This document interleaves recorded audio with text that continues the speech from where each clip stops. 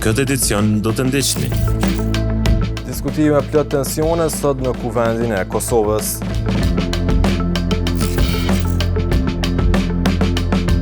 Deri me 21 gusht do të qëndrojë e hapur thirrja publike për përkrajen e bletarëve në Gjakovë.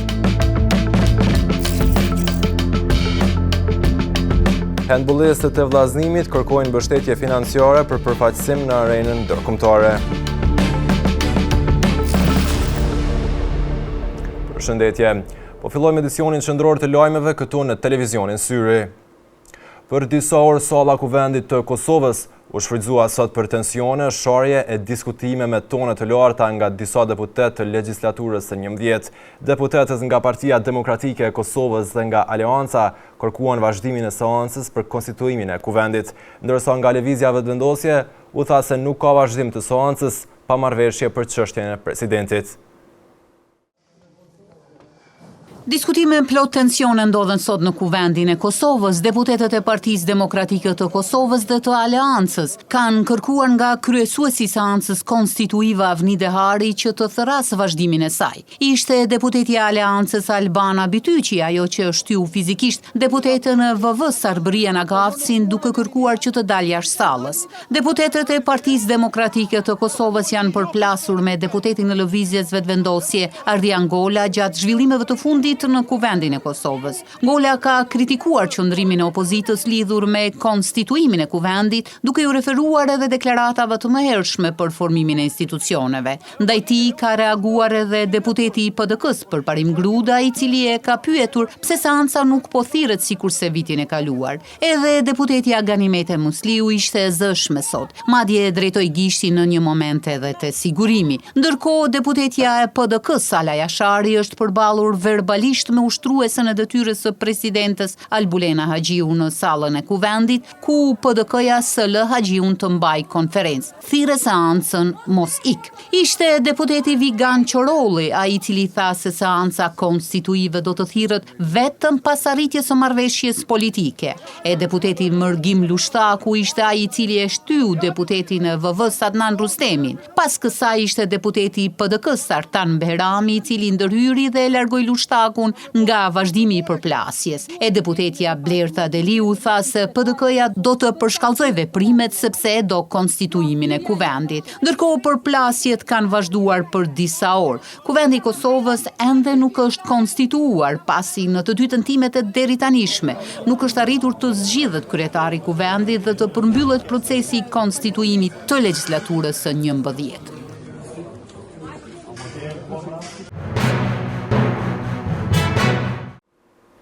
Deri me 21 gusht do të qëndrojë hapur thirrja publike për përkrajen e bletarëve me pajisje për zhvillimin dhe modernizimin e sektorit të bletarisë.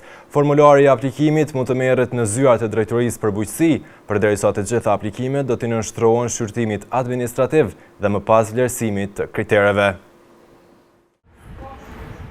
Drejtoria për bujqësi, pylltari dhe zhvillim rural në komunën e Gjakovës ka hapur thirrje publike për përkrahjen e bletarëve, me qëllim të zhvillimit dhe modernizimit të sektorit të bletarisë. Përmes kësaj thirrje, pritet të përkrahen gjithsej 37 bletar, të cilët do të përfitojnë pajisje të dedikuara për lehtësimin dhe avancimin e punës së tyre.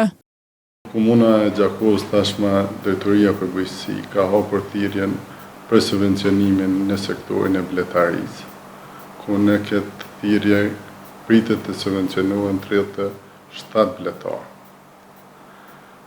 Në këtë thirrje janë kriteret e caktuar nga drejtoria. Drejtori i bujqësisë Gani Hajdari u ka bërë thirrje të gjithë bletarëve që të aplikojnë në këtë thirrje publike, duke theksuar se përkrahja synon të krijojë kushte më të mira për punën dhe zhvillimin e tyre në këtë sektor. Thirrje bletarëve që të aplikojnë në këtë thirrje publike për subvencionimin e tyre, që të jetë një lehtësim në punën e tyre në sektorin e bletarisë. Në kuadër të kësaj skeme të përkrahjes, bletarët përfitues do të pajisen me mjete dhe pajisje të nevojshme për procesin e punës në bletari. Pajisjet që do të përfitojnë bletarët në këtë thirrje janë centrifug për nxjerrjen e mjaltit, vask për po për të njëjtën natyrë të punës, kem edhe poda antivaro. Thirrja publike për aplikim do të jetë e hapur deri më 21 gusht 2026, ndërsa vletarët e interesuar duhet i plotësojnë kriteret e përcaktuara nga Drejtoria për Bujqësi, Pylltari dhe Zhvillim Rural. Mbetemi tek fusha e vletarisë dhe sjellim një tjetër kronik për bletët. Profesori Tom Frokaj nga fshati Plançar posedon rreth 100 kosherje bletësh dhe aktualisht është duke punuar në përgatitjen e tyre për sezonën dimrore. Në një prononcim për mediumin ton, ai thotë se sezona e mjaltit është përcjellur edhe me disa vështirësi, pasi në treg qarkullojnë shumë lloje të mjaltit që nuk janë të kontrolluara si duhet. Thatësira vështirëson bletarin, bletarët po përballen me rendiment më të ulët dhe shtim të sëmundjeve të bletët.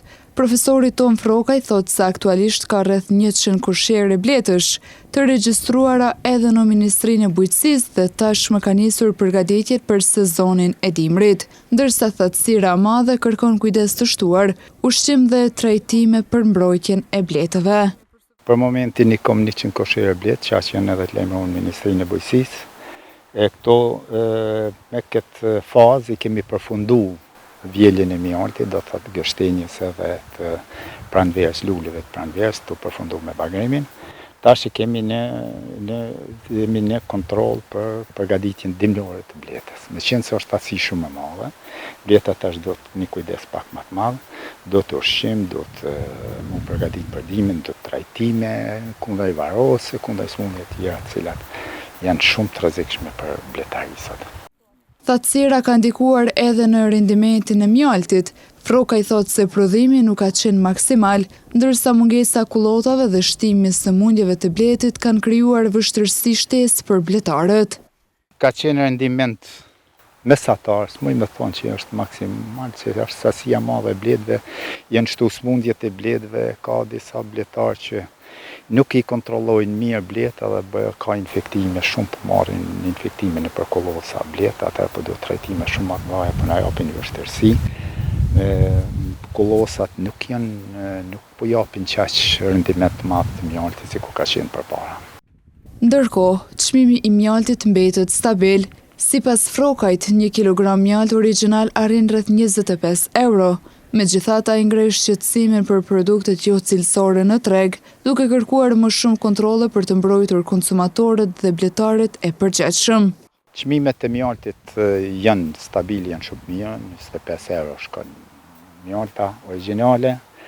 Kemi vështirësi për shkak se ka shumë mjalta të cilat nuk janë cilësore dhe kanë hyrë në Kosovë si nga jashtë po ashtu edhe nga brenda. Disa bletarë pa përgjithshëm kanë prodhojnë mjalt industrial, i cili nuk ka cilësinë e mjaltit origjinal, i cili merret tamam nga një bletar i ndershëm.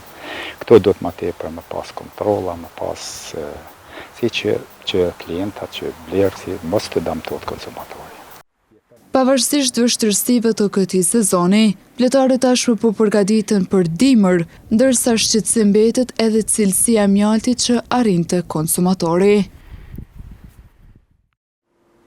Ministria e Arsimit ka shtyr afatin për aplikim për subvencionimin e teksteve mësimore dhe materialeve shkollore deri të premten me 14 gusht të vitit 2026. Përmes një njoftimi nga Drejtoria Komunale e Arsimit në Gjakov, u është përthirrje prindërve dhe kujdestarëve ligjor që ende nuk kanë aplikuar në platformën e-Kosova për subvencionimin e teksteve mësimore dhe materialeve shkollore për nxënësit nga klasa e parë deri në klasën e 9 që ta bëjnë aplikimin sa më parë.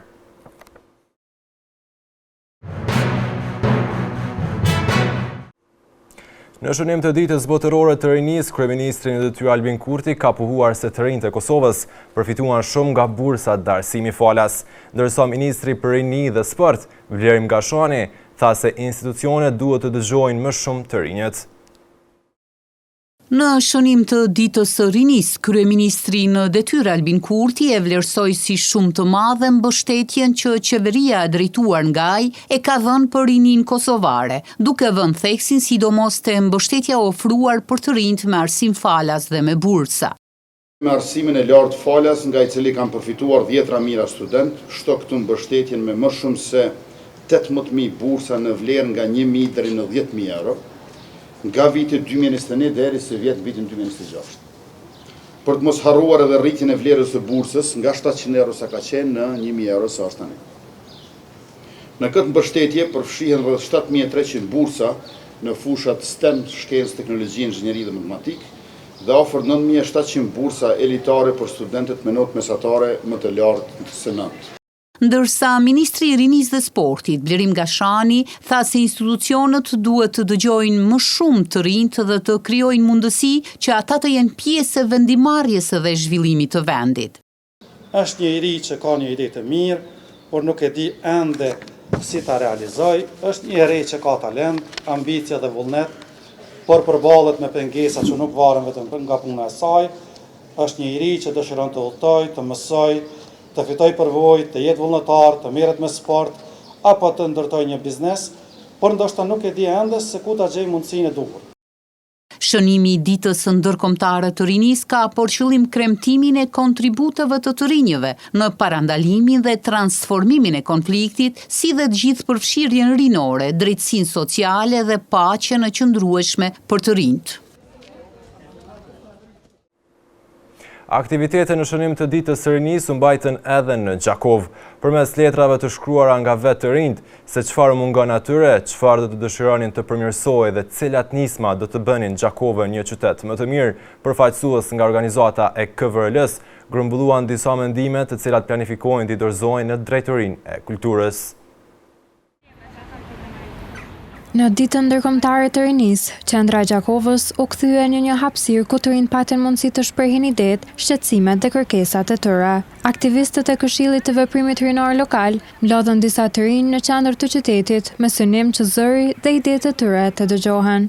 Sot është dita ndërkombëtare e rinisë, 12 gushti, edhe ne si KVRD jemi dalë këtu në qendër të qytetit për t'i marrë mendimet e të rinjve, edhe t'i qesim këtu në letër, edhe këto mendimet e të rinjve se çka dojnë me ndryshë në qytetin e Gjakovës ka fusha e rinisë, kemi mi dorëzu në komunën e Gjakovës ose në Drejtorinë për Kulturë, Rinj dhe Sport, edhe mi rishiku se çfarë mujmë me bë me këto idetë të rinjve.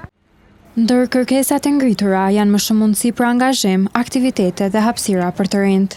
Mendoj se neve rinisë na mungon një qendër rinore, një prej pikave më të rëndësishme. Gjithashtu na mungon edhe festivale për neve të rinjve, gjithashtu në kohën e dimrit. Na mungon edhe një vend për aktivitete rekreative si kështu në qendrën e Gjakovës dhe shumë tjera. Gjakovës i duhen më shumë aktivitete të ndryshme për të rinjt që mujmë i bashku ose jo me najt vetëm në shtëpi sa më.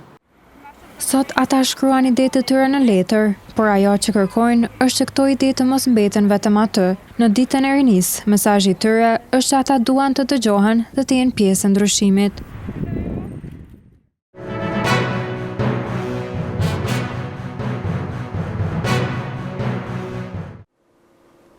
Me qëllim të përfaqësimit sa më të mirë në arenën ndërkombëtare, handballistët e vllazënimit po kërkojnë mbështetje nga bizneset dhe individët të tjerë.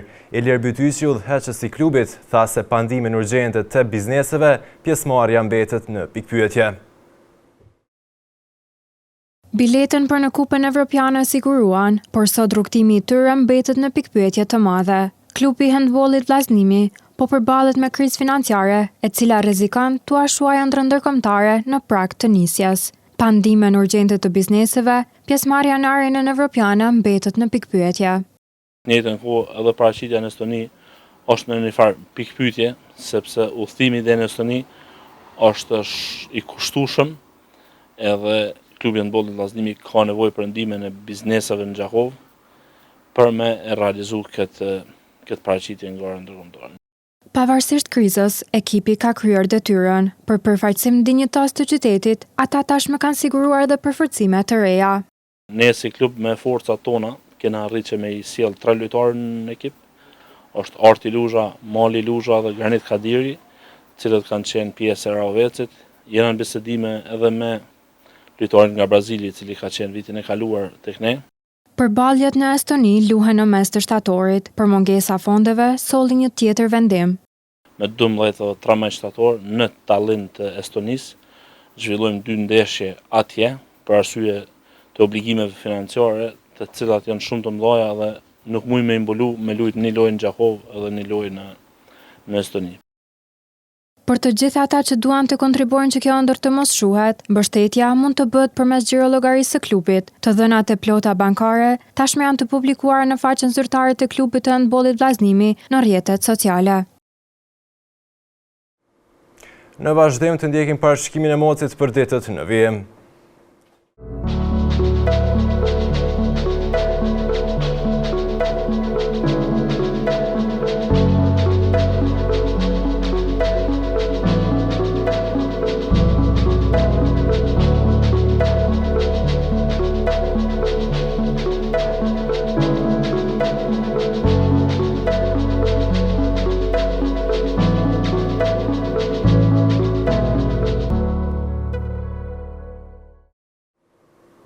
Para se të ndohemi të ndjekim edhe një artikull kryesor të këtij edicioni. Diskutime plot tensione sot në kuvendin e Kosovës.